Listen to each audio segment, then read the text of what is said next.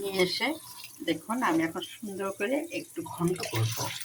এবার তেমন কিছু দিব না, শুধু কাঁচামরিচ আর রসুন দিয়ে বসাই দেব।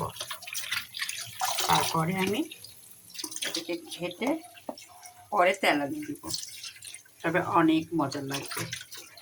নিজের ভালোবাসার লাগানো কচুর শাক কয়েকটা লাগাইছিলাম, দেখলাম যে ওখান থেকে অনেক কুশি বের হয়েছে। অনেক দিন ধরে তোলা হচ্ছিল না, ভাবলাম তুলে নিয়ে এসে আজকে তুলে নিয়ে আসছি। নিয়ে এসে এই কচুর শাক আমি খুব সুন্দর করে রান্না করব। পারলে একটু মসুরের ডাল দিব, আমি ভিজিয়েছি মসুরের ডাল। এই মসুরের ডাল দিয়ে কচুর শাক রান্নার চিন্তা করতেছি। কারণ হ্যাঁ হয়েছে হয়েছে কারণ নিজের খাঁচিতে লাগানো ধানের খাঁচি ছিল বড়, সেখানে আমি লাগিয়েছিলাম। লাগাই এই দেখুন আমার সেই যত্নে ভালোবাসার কচুর শাক, খেতে খুব ভালো লাগবে। তার একটাই কারণ আমার হাতে লাগানো এই শাক।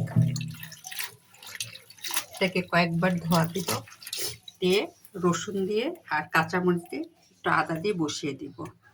তারপরে আমি বাকিটা প্রসেস করতেছি।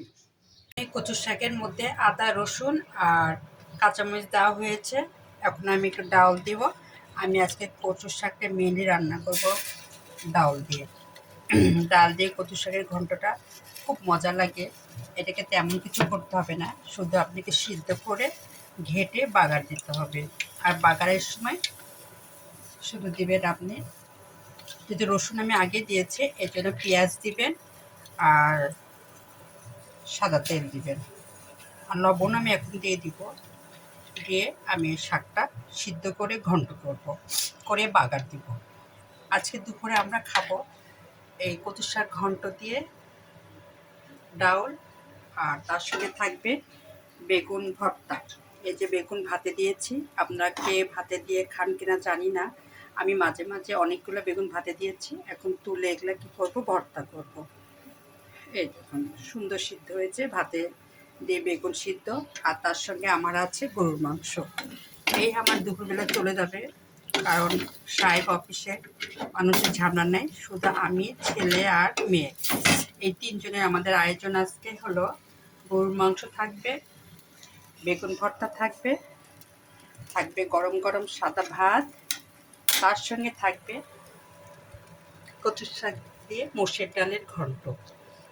হেব্বি স্বাদ হবে। আজকের খাওয়াটা আমার একটু অন্যরকম হবে, কারণ কচুর শাকটা সহজে পাওয়া যায় না, বাজারে পাওয়া যায় কিন্তু ঘরে আনা হয় না। আজকে আমার জমির কচুর শাক আমি মসুর ডাল দিয়ে ঘন্ট করব।